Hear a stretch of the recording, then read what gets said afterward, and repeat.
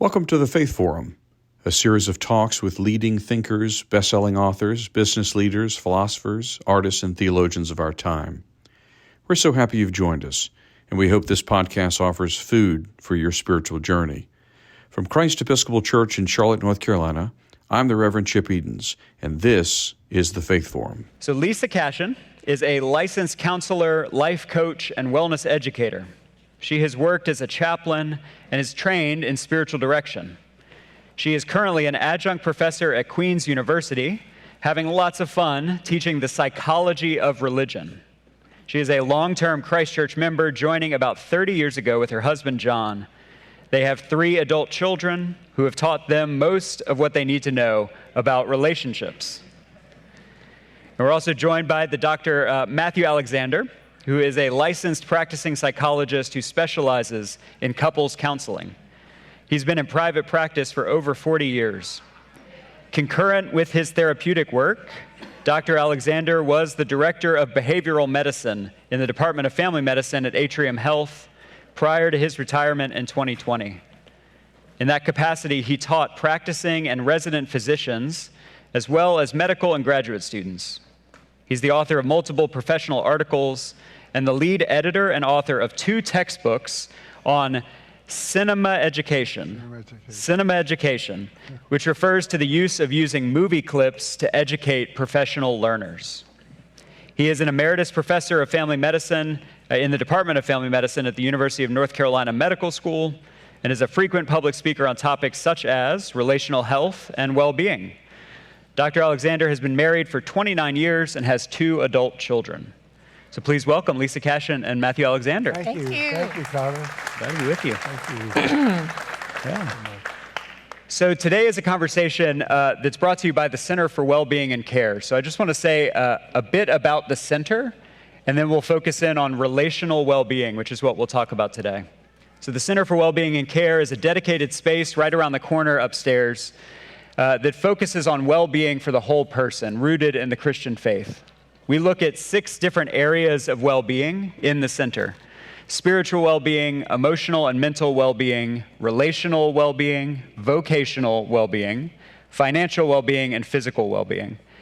And that is a pretty broad set of topics, but we think that really covers the whole human experience there. And we all know that if one of those areas of well-being is out of whack, the whole thing shifts. It's like a mobile that hangs above a crib, right?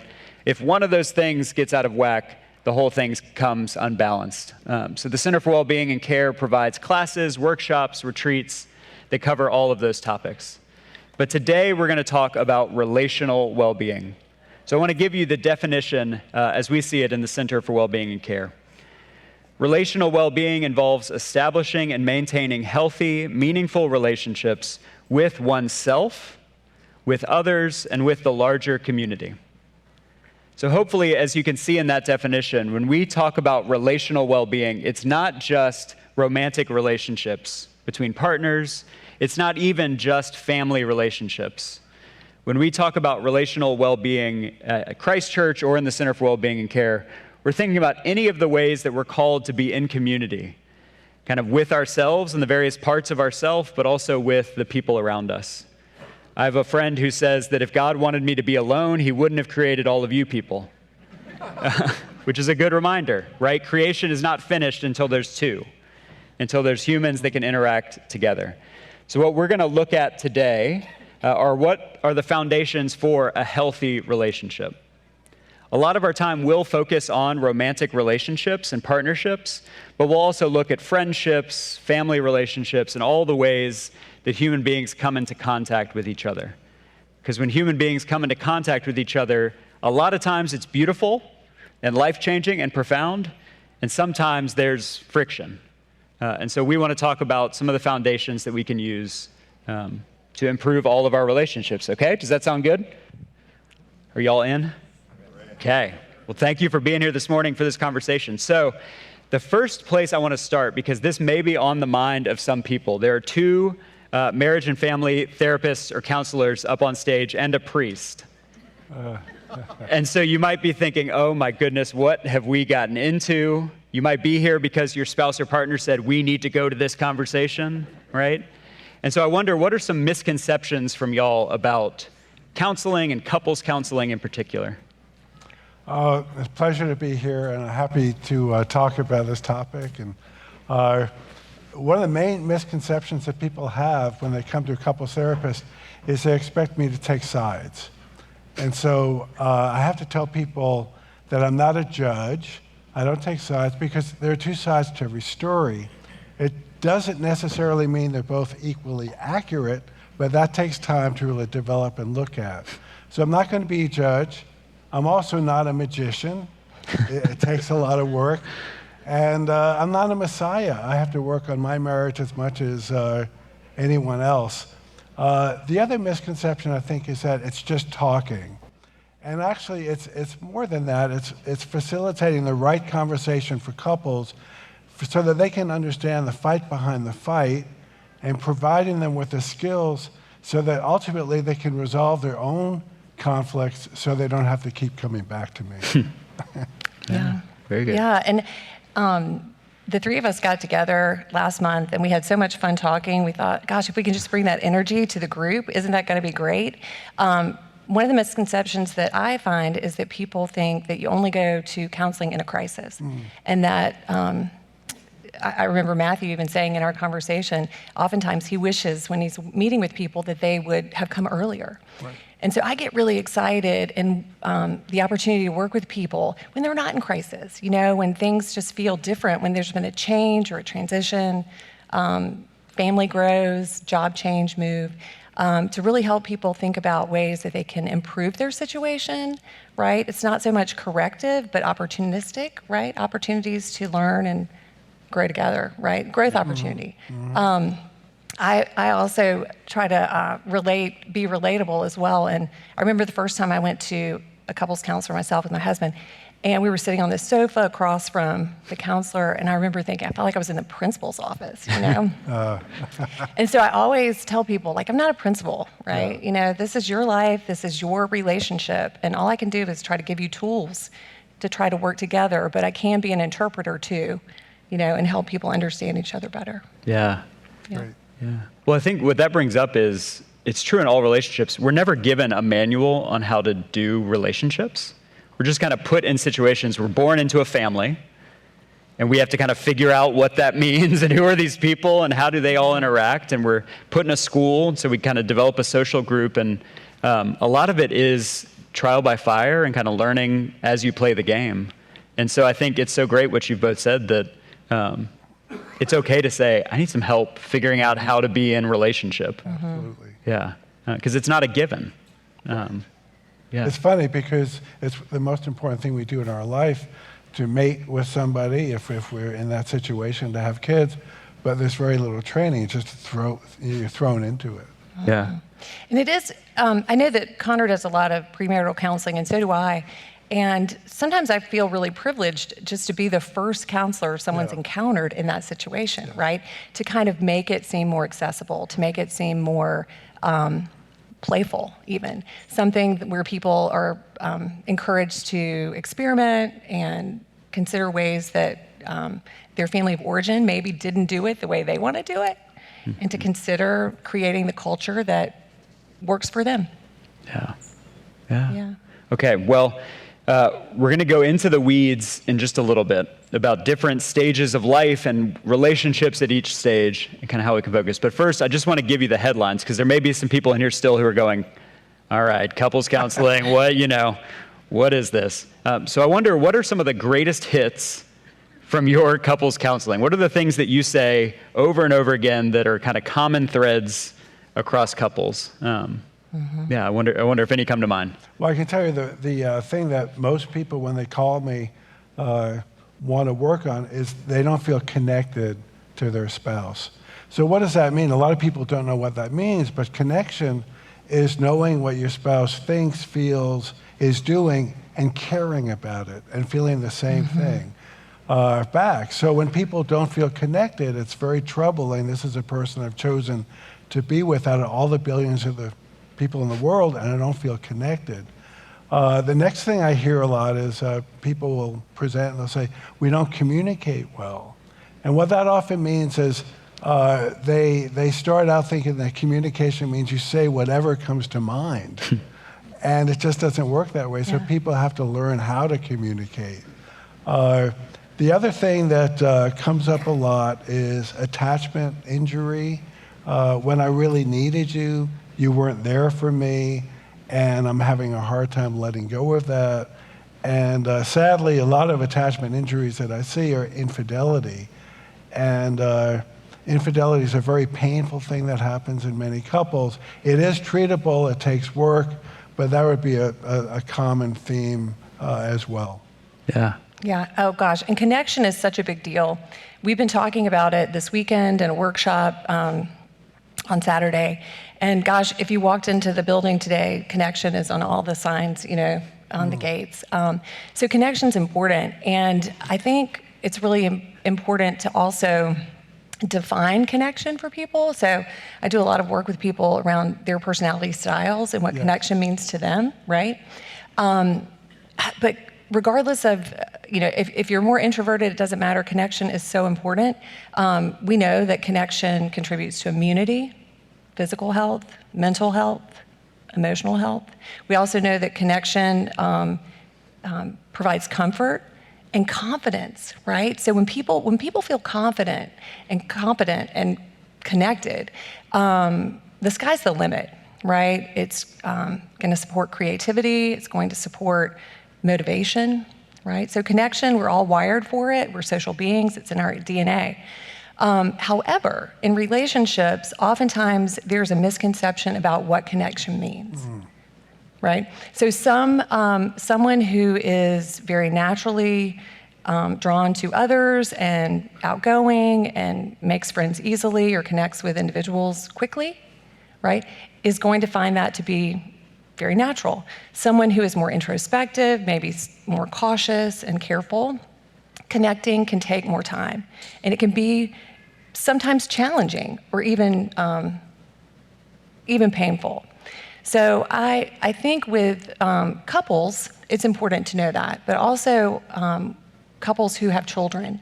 I'm really always driving this home because so often we find with children and young adults that if we don't really understand how they connect, situations that are new, when there's change, or when kids leave home and go to college, right, or change schools, it can be very disruptive.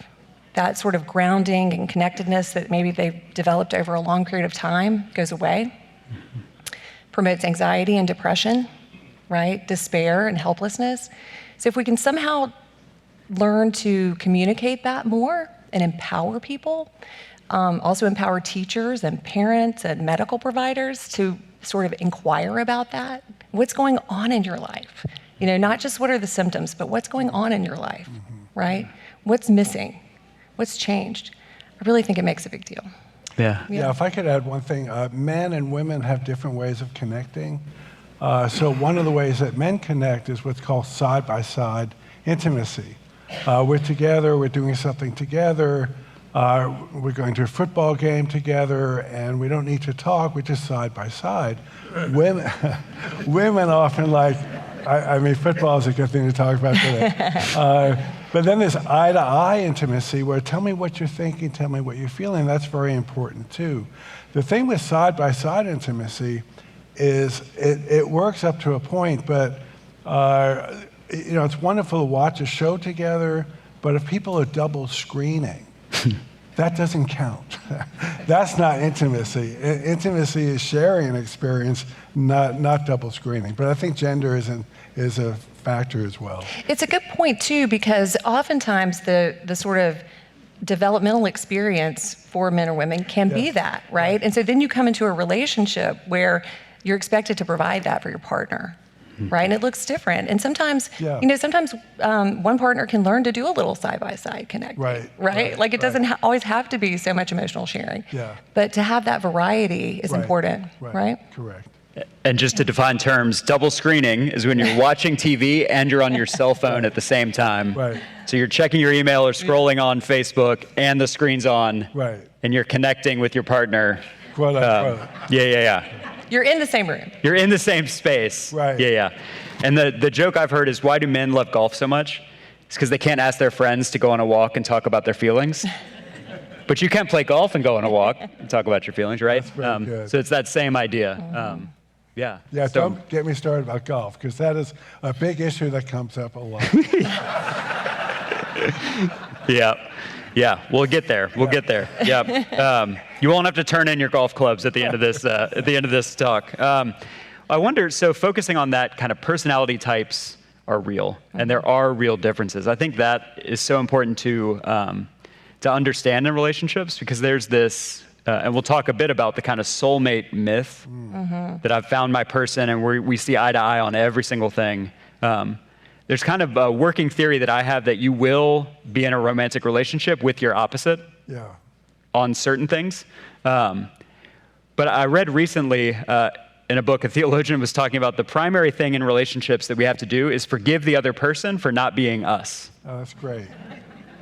That over and over again, we have to forgive our partner, forgive our friends, forgive our children for not being us. Because that's really what ultimately, that's all the information we have, all the experience we have is how we interpret things. But if you've been in any relationship with anyone for any amount of time, you realize, oh, they see things differently. Yeah, They're and receiving really, different information than I am. And really, the growth mindset is let's thank them for being different, right? Thank them for encouraging us to stretch and grow and learn new ways of being and to appreciate the variety of personalities out there. It's easier said than done sometimes. So when we're going on a trip, I start packing 5 days ahead because I don't like stress. So I'm packing ahead, and I know that the night before we leave, my wife's going to be up all night packing. And I could be really critical and say, why do you do it this way? And then I just have to accept this is how she does it, and she's more spontaneous than I am, but I'm a little more organized than she is, and it works. But acceptance is really important. Yeah. One of the things we talked about this weekend also is not just personality styles, but learning styles, right? So we talk about learning styles with children and how important it is to know if people are auditory, visual, or kinesthetic. But gosh, all we are is grown-up children, and we're all still learning and communicating and taking in information. And knowing that your partner's not auditory can be one of the biggest hacks of all, right? Like write it down. Yeah. You know? So all these little things that we just assume, like you said, about other people being like us. Yeah. It's not always true. No. Extroverts, introverts, that's a common pairing as well, and have to learn how to live together. And there are ways to do that, but it's very important to respect the differences. Yeah. Well, I wonder, so we mentioned it kind of already, the difference, and I love this weekend at the workshop, you named the kind of destiny mindset versus the growth mindset. Right. And I would kind of add in there the soulmate myth that our culture sells us, and we've kind of all bought because of every movie we've ever seen, right? It's Jerry Maguire, you complete me. Right. So I've found my person, you complete me, everything's great, you're all I'll ever need, right? And that's the kind of destiny mindset. I wonder if you can talk about the... Sure. Yeah, it is romantic to think that we found our person, they complete us, that, you know, there are these complementary attributes that really work. Maybe one person is really cautious, the other is carefree, so we make a great pair because we balance each other and keep things moving along. But really, it's important to think about having a growth mindset, and that the relationship is an opportunity to grow in ways that independently you might not. But it's important to really appreciate that, right? Because otherwise we see these differences as causing friction. Great point. And then we become sort of resentful or maybe even regretful. So a growth mindset, you know, I don't know any plant that grows without, you know, some kind of conflict or some kind of like difficulty or change. And we, you know, we're organisms too. And so when we're growing and we're changing, there's going to be a little tension, right? It's not going to feel easy all the time, but it's usually worth it. Yeah. So I once saw a relationship comic, and this guy, his whole shtick was jokes about relationships. And at the end of the show, he said, let me give you all a tip. I'm going to get serious now. If you want to have a long-lasting marriage, marry somebody you like and learn to love them. Because if you marry someone you love, the fall from grace is going to be so big. And so that's the challenge with a soulmate is one day you're going to wake up and say, God, they're human, and that's pretty hard to deal with. Yeah. I have a friend who says that his marriage didn't start until 3 years after the wedding, because that's when their illusions about each other actually fell away completely, and they realized the relationship they were actually in. And again, in movies, we never see that part. Yep. And it reminds me, Matthew, of something you said the other day about sort of what people imagine when they're first dating and sort of how they put their best face forward, right? Right. Yeah. When people, this is a universal story, which is that when people meet someone that they wind up marrying, the first time they meet, they talk all night. I hear that over and over again, and that's a wonderful thing. But the only reason, well, not the only reason, but the reason that works is because people are leading with what they have in common. You like Steely Dan? I love Steely Dan. You like to walk in the park? I love to walk in the park. But if you said, I like Steely Dan, and the person says, what? Who's Steely Dan? I like Grand Funk Railroad. Who's Steely Dan? That's probably not going to go very far. So it does start out with sharing what's in common.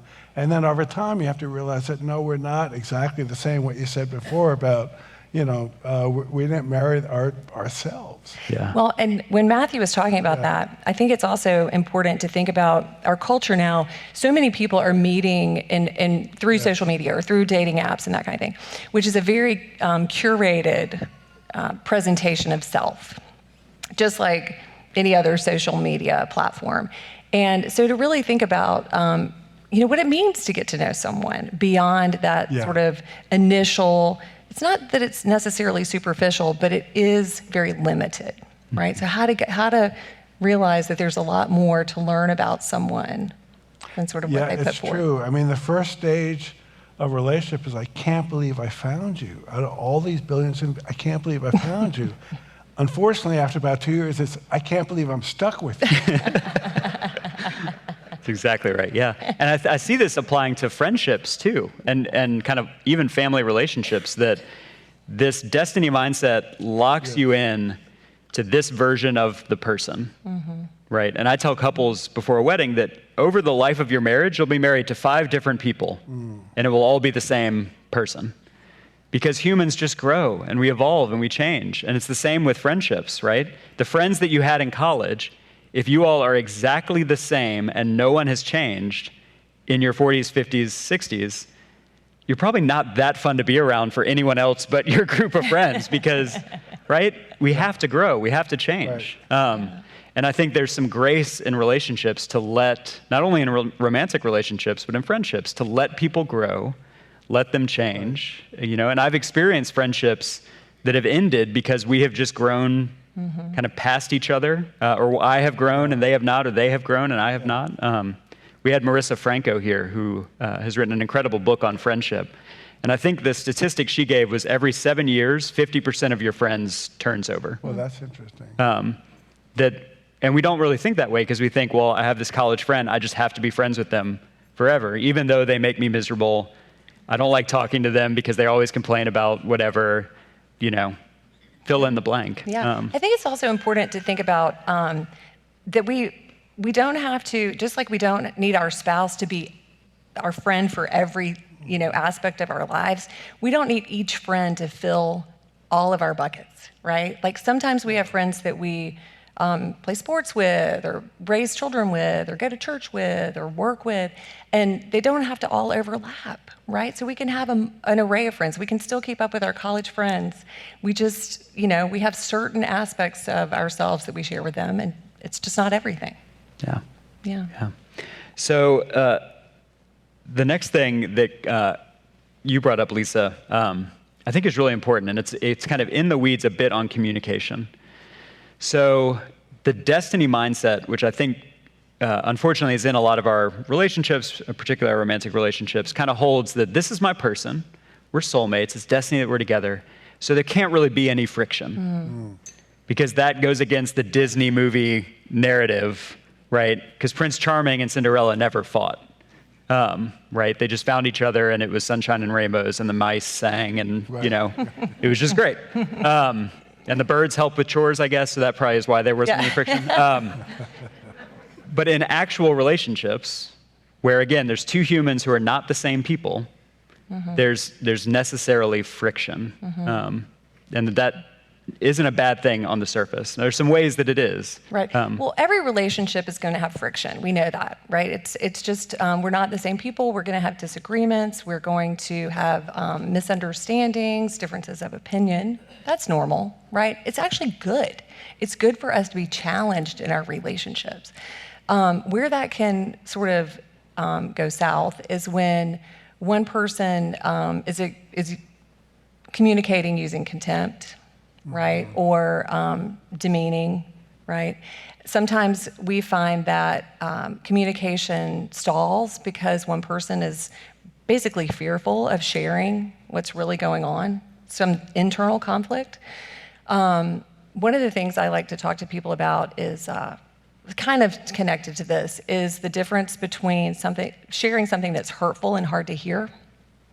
It's a little bit complicated to think about, but I think an easy way to start is to think about delivering bad news, right?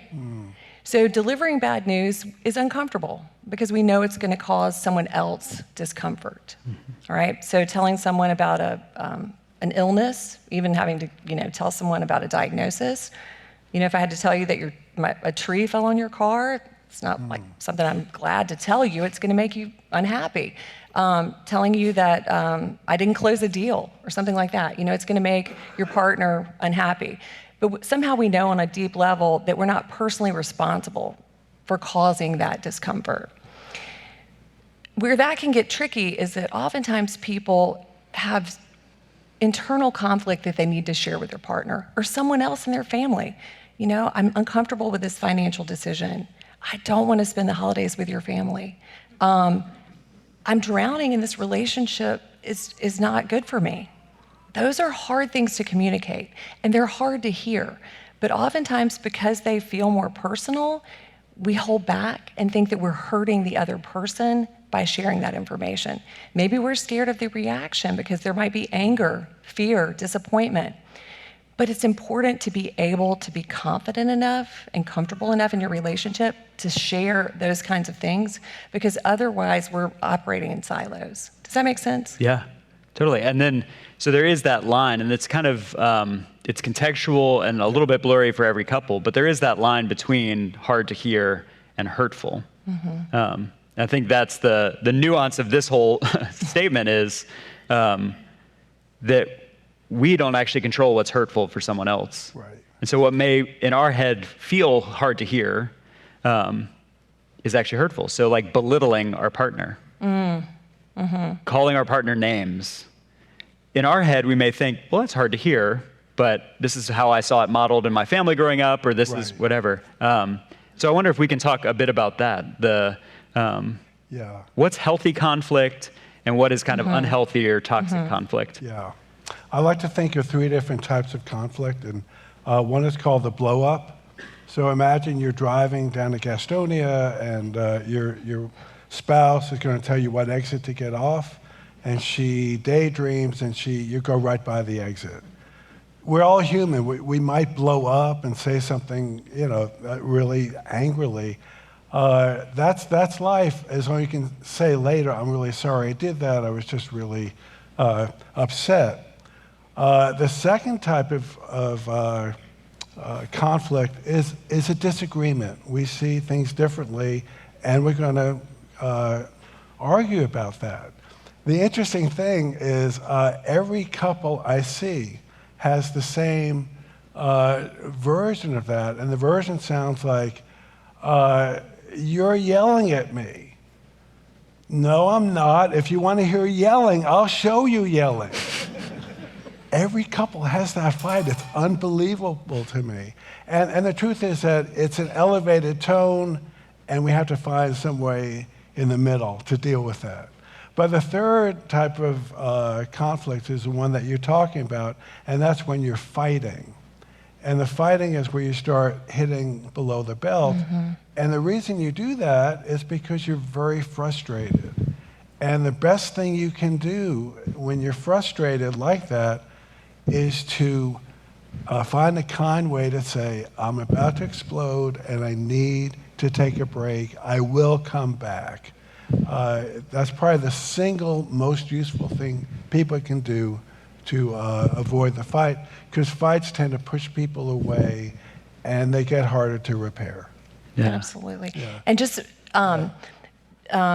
going with what Matthew's talking about in terms of that feeling of frustration, we often think of frustration as an emotion, but it's a physical sensation, right? So if any of us can really imagine what it feels like to be frustrated, yes, it's an activation of your nervous system, right? And so we're learning so much more about that. There's this famous story, I guess, from the Gottmans about putting the heart monitors on the fingers. If any of you had those, during COVID, a lot of people had those heart monitors. And that you can look at a person and maybe observe that they're very calm and collected, don't seem agitated at all. Meanwhile, the heart rate is through the roof, right? So we can't always tell when people are activated internally. And so being able to communicate, just like Matthew's saying, to say, I'm really frustrated, feeling overwhelmed, I need to really kind of step away. There needs to be a promise to come back. That's very important.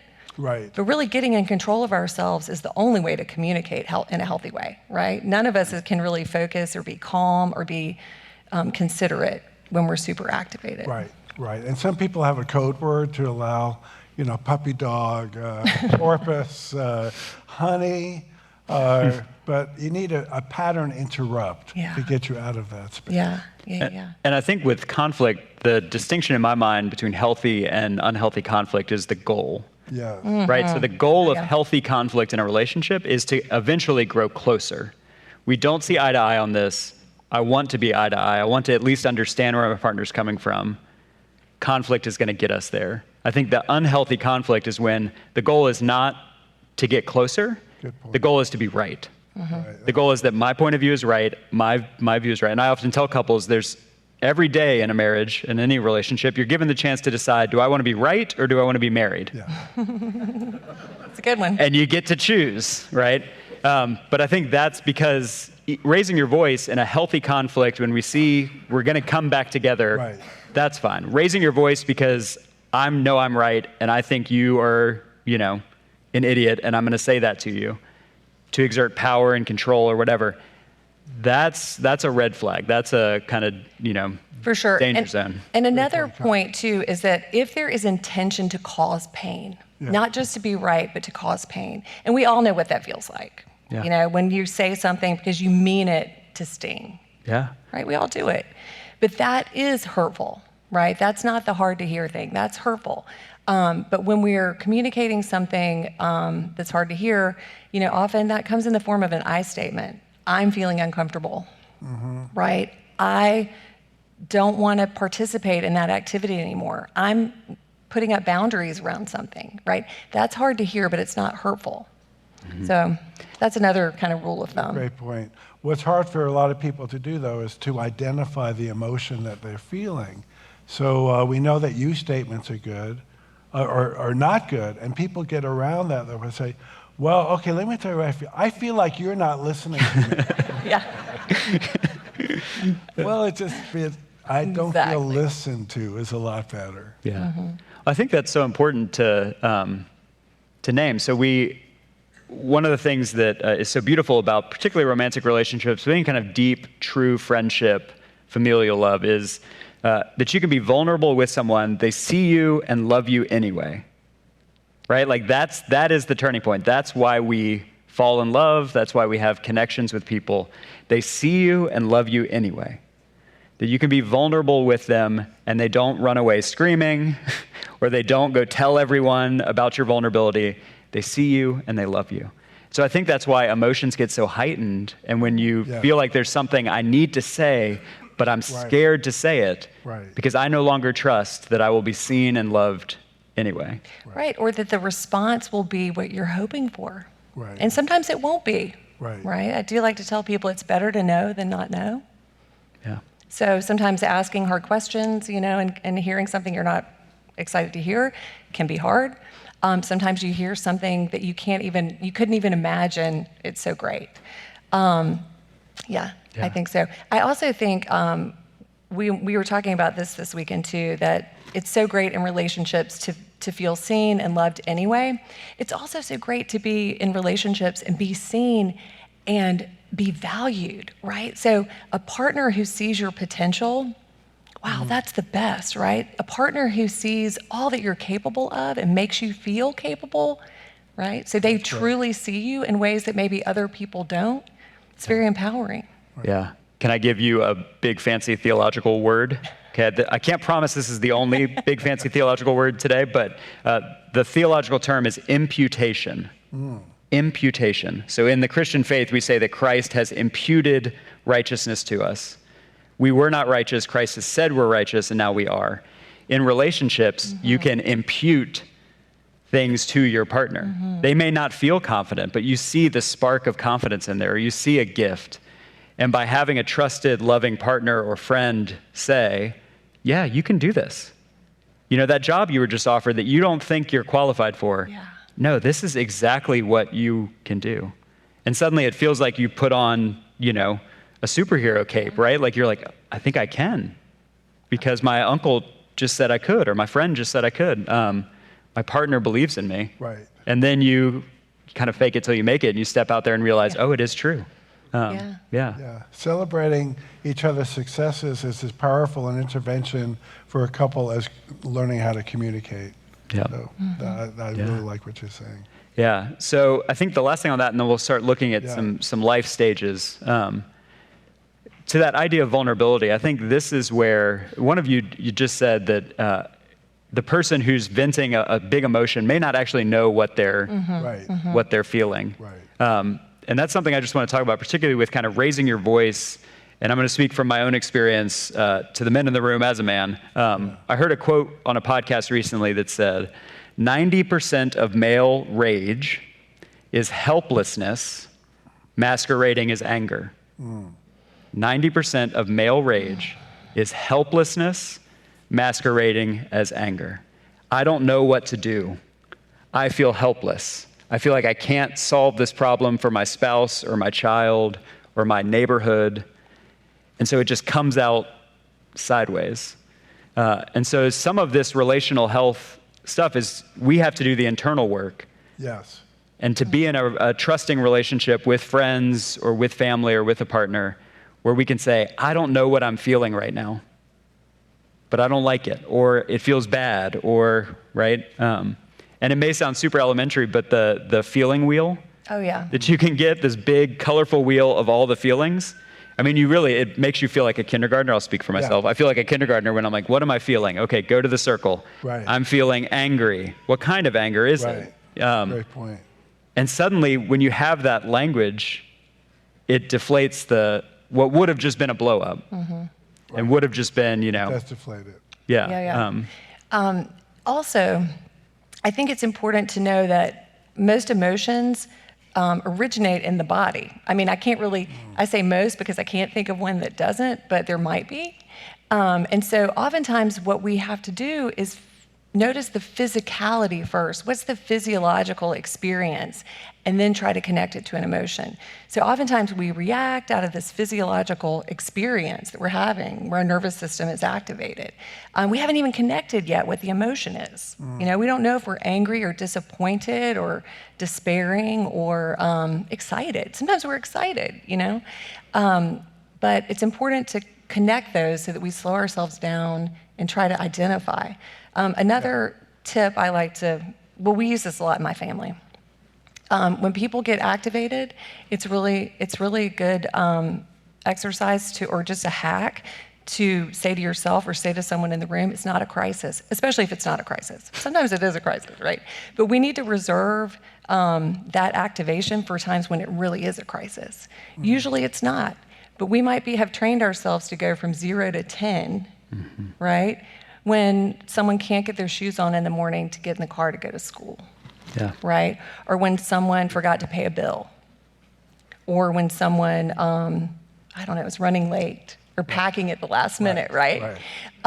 It's not a crisis. Yeah. And that can help. For those of you who like technology, there is an app called How We Feel that you can download for about 99 cents. It's like a feeling journal online. It's a great resource. How We Feel.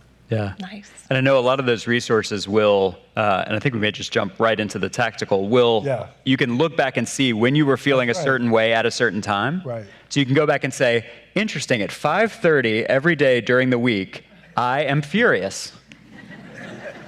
What's going on? Right. Oh, I'm on Providence Road, and I'm stuck in traffic, and they've somehow closed both lanes in 100 yards, right? Or you can see, every Saturday morning at 10:30, I'm feeling this way. And you can start to interrogate and go, well, what's going on there? This weekend, Lisa, you said so beautifully, when things go wrong, we're quick to say, what happened? Why did this go wrong? What blew up? When things go right, we don't look back and say, well, what led to this? Which was such a beautiful point. Yeah. You have a beautiful day with your family. And you just say, well, yeah, it's a beautiful day. All right, that's it. Instead of going, well, what made this a beautiful day? What were the components, right? Yeah. And we think about that in businesses too. A lot of times people, might have some kind of success in a deal or, a great year, and hopefully they're looking at what went well. What were the factors? What were the circumstances? What were the external components that we really weren't factoring for, that helped us out? And that's true in relationships too. A good day, a good year, it's not just about us. It's also about the external factors that are contributing. So how can we maximize that? How can we learn about it and use it to our benefit? Yeah. So in couples therapy, I do something called the reverse Oreo, which is I start out with something good. What's going well between the two of you? It's very important to embrace that. And then we go into what could be going better. And then we finish with, well, what went well today? So I think focusing on strength is very important. Yeah. Yeah. Okay. Well, let's look in our last little bit here. Let's look at some of the stages of life and what are important things to keep in mind in relationships at these stages. We've named some of this already, but I wonder in young adulthood, so when you are maybe fresh out of college, fresh out of high school, you're kind of with a group of friends that you've been with potentially for a few years in school. This is often the time where you meet a significant other for the first time, or you have a first kind of serious relationship. You've already mentioned that infatuation. Right. That at the first stages of any relationship, everything's great. Everything's sunshine and rainbows. I wonder if the one thing I wrote down about this phase is it does take a while to realize that you're friends with people just because you've been close to them. This is like friends and relationships by proximity. And that I think back to the beginning of feeling like we have to be friends with someone forever. But young adulthood for me calls to mind, that's that time where you're actually figuring out who am I separate from my parents, separate from the school I went to for 13 years, separate from all of these things. And there's a lot of kind of figuring myself out in that time. But I wonder what comes to mind for you in young adulthood. What are the, have anything else to add? Well, I think looking at when you meet somebody, looking at whether you share similar values is a very important thing. Finding someone that's committed to this growth mindset that Lisa talked about. And one of the challenges for couples early on and really throughout life is navigating time and space. So one person may want to see the other person every day. The other person maybe want to see them twice a week. How often are you physically intimate? How often do you go to the movies? And being respectful about that is very important. So navigating time and space is one of the tasks for young couples. Yeah, for sure. And I think too, in addition to the romantic relationships, there's this great book and called The Defining Decade. I bet everybody in here has heard of it or read it. And it really talks about how oftentimes we sort of get siloed with our group of friends. And so we start to have this group think where we have expectations that are similar, or we have goals that are similar, or even become critical of the same things, and how important it is at that age to be kind of breaking out of that and to be thinking about other opportunities or other possibilities of thought, or just being more curious, right? Not being sort of stuck in that that similarity of one group. Yeah. The other thing, I think, being aware of red flags. So often when people are struggling later, they'll look back and say, I should have seen this. So excessive alcohol abuse might be an example. And it's tough because both people may be drinking a lot when they first meet, because it's that phase of life, but then one person outgrows it. But red flags, maybe you have a trusted person you can talk to about that so that you can make a decision about that. Yeah. That's a good point. And I want to put a plug in. You mentioned defining decade. We had Meg J here last fall. So if you are in your 20s or 30s, or you love someone in their 20s or 30s, go back and watch that conversation. We're going to kind of speed through these last ones because I want to make sure we get each one. But partners who have young children, I mean, we could do, and probably should do, a whole hour just on that. Lisa, I love this weekend you talked about the quantum leap from being a couple to then being a couple with children. And how kind of unprepared most people are for that. Right. I do think it's a big surprise for people. Oftentimes we kind of go from being these sort of independent operators together to being pretty dependent collaborators really fast. So you think about bringing a child into the mix, to individuals with demanding careers and social lives and workout schedules and preferences are usually able to kind of manage that, because you can sort of let your partner know, I'll be home, after work and after my workout or whatever. You bring a baby into the mix and suddenly we're dependent on each other in such a new way. There's really a lot more reporting. We need to really let each other know the plan. Are you going to be traveling? Are you going to be able to get to the daycare, right? What's your workload like? And it's a big change. It's a good change. It's an exciting change, but a lot of time people are unprepared. Yeah. One of the concepts I think is very important, because there's so much limited time, is compression, trying to get 2 or 3 needs met at the same time. So I love to play music, and when my son was very young, I'd put him on the bongos, I'd play music, and sometimes he would just chew on my CD, but at least we were together. And then if you like to be outside and you like to talk to your spouse and you want to spend time with your toddler, stroll them. I see a lot of people running together and they're strolling their child. So try to find things to combine a lot of different needs at the same time. And the other thing I have to remind people is, even though it's very stressful, this is what everybody wants.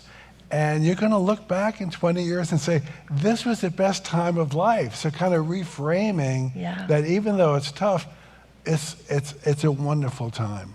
Absolutely. And really, again, that growth mindset, get creative. Right. Just like Matthew's saying, find ways that you can put a bunch of things together in new ways. Yeah. But again, it takes some creativity. Yeah, maybe on Sunday, get the whole family together and cook a big meal that you can use all week. Saturday morning could be cleanup, where everybody helps.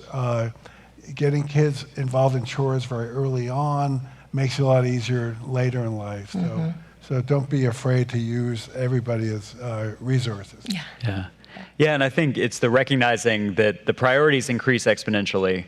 The time is the same time, right? Like the same 24 hours. And so figuring out how are we gonna make this work? And so all of these could be whole conversations. Parents with adolescent children. I think one thing I've written down is that's another quantum leap. Right. Because right when you get into a rhythm with a sweet, precious angel, young child, it shifts. And so I think the importance there is communication. Absolutely. And the greatest communication, honestly, is role modeling. Good point. Okay, so what we are, how we communicate with our spouses, how we communicate with each other, with people outside of our families, we are creating this environment that our children are living in and learning from. And so it's not uncommon to see their communication styles imitating ours, right? Yes, yeah, absolutely. yeah. So being really mindful that they're picking up on everything. They're what you're, just like we have we've been encouraged to see things from our family of origin. We're creating that. It's sort of a pipeline. So be mindful. let's be sure we're communicating what we want them to carry out into the world. I think choosing your battles carefully, thinking back to what we were like when we were teenagers. But also, I want to put a plug in for asking the right question.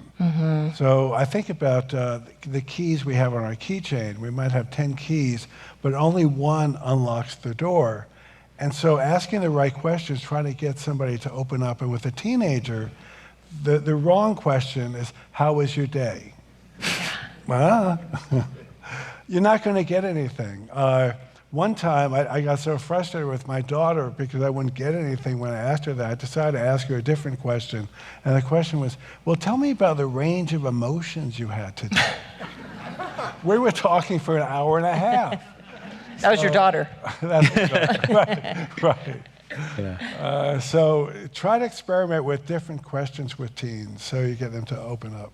Yeah. I think too, really, back to the personality piece, Yeah. really getting to know them, from a young age, but especially in that adolescent time frame. You might have a child who's very social and really needs a lot of interaction, right? It's not a bad thing if that's who they are. So steer them in the direction where that social opportunity is really healthy.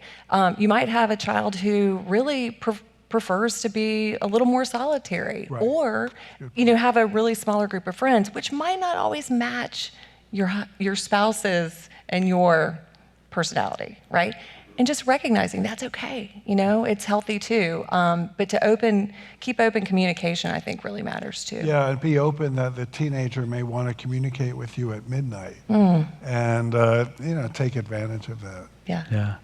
And I've the last kind of stage, and then we're going to unfortunately have to wrap up, is partners with no kids, partners whose kids have left the house, partners who find themselves in that growth, kind of growing, maturing, changing through life, and suddenly here we are with each other. And so what kind of advice would you give to partners maybe later in life to strengthen their relationship? I think one thing I would recommend, it's easy to get caught in a rut. And there was a recent study that found one of the things that really gets couples feeling close is novelty. So make it a point to do something together every week that you've never done before. And if you do that, it helps to stay connected. And I mean, that's exactly what I was going to say. Oh, really? And I think that part of that is also developing a beginner mindset. Right? Yes. Which is hard to do when we're older. It doesn't feel good to be a beginner, right? We really enjoy knowing that we've mastered something, or we feel confident in an activity. It could be like you're great at golf, or you're great at your job. But developing a beginner mindset is an awesome opportunity to grow and develop together, choosing something that's novel, right? That you might find you like or don't like. And not being frustrated, as we do. We like to get frustrated when something doesn't come to us easily, right? But kind of having an attitude of experimentation, playfulness. Yeah. Well, I think obviously we could talk forever about all of these topics. We're nearing the end of time. So the end of time, we're nearing the end of time. Yeah, I'm glad you're here. We're nearing the end of our time this morning. And so I wonder, I'll start us off, but I wonder if we can just give like one last bit of wisdom. What's a thing you want folks to take away? And what I want to say is something that's kind of come under the surface of all of this is obviously communication is the key in every relationship, but it's the solution for resentment. So resentment is the thing that will tank any relationship really quickly. When I meet with couples for premarital counseling, one of the first things I say is, in talking about marriage, but again, this is true of every relationship. Hey, you're back there. When you walk through a jungle, it's not the lions that get you, it's the mosquitoes. Okay? When you walk through the jungle, it's not the lions that get you, it's the mosquitoes. So most often what tanks a relationship is not the big thing. It's not the big out-of-nowhere crisis. It's the little, tiny mosquito bites of resentment that just build up and build up and build up until one morning you throw your coffee mug against the wall. And you say, you always do this. And it's because when that first mosquito bite happened, you didn't say anything. Right? You just said, okay, well, I love this person. We're meant to be. I guess Great point. I'll just, kind of stomach this. Instead, in a relationship, when you can have the trust and the vulnerability to say, I don't love it when you leave the cabinets open. Right. Or it hurts my feelings when you talk to me that way. I love you so much, but it hurts my feelings when you refer to me this way. Can we talk about that? Then suddenly you're kind of protected from that little, that buildup over time. Yeah, so that almost would be, like death by 1,000 cuts, right? Death by 1,000 cuts, Yeah. So I want to end on a note of hope that Harvard conducted this study. I believe the study began in 1935. It's the only study of its kind. It's prospective. It took about 250 Harvard undergraduates and followed them throughout their lives. And they check in every 5 years to see how they were doing. And the conclusion after 75 years was that the secret to happiness was relationships and feeling connected. And that could be connected with our work colleagues, connected with our friends, but certainly connected with the people we choose to spend our life with. And studies about couples that have stayed together through all these different stages show that they really are very happy looking back over all that they've gone through. So I think that is what I would want to leave as hope and the importance of relationships. And I think part of succeeding is what Lisa refers to as a growth mindset. This is an opportunity to become a better person, a more spiritually evolved person, and a more psychologically grounded person to be working on your couple. Absolutely. And so just to add on to that, I think it's important to know that every relationship is a work in progress, right? So we can't sort of arrive at this place where we've figured it all out and there's never going to be any more conflict, there's never going to be any more discussion even about decisions. Right. But instead, really adopting that growth mindset or that awareness that we're going to be going through things for as long as we're in relationship with a person. The exciting part is that developing tools and having ways that you approach it with empathy, always empathy, compassion, and your own set of self-confidence and self-awareness too, that you can navigate and you can weather any storm together. As long as you have those tools. But don't think you're ever going to get to a place where there's, there's never a challenge. Good point. Yeah. Okay. Well, thank you all so much. Can we have a round of applause for Lisa and Matthew? Thank you. Thank you. Thank you for listening. We invite you to subscribe, leave us a 5-star review, and connect with Christ Church Charlotte on social media. If you'd like to attend a Faith Forum live, visit christchurchcharlotte.org/Faith Forum to view dates and details of upcoming talks.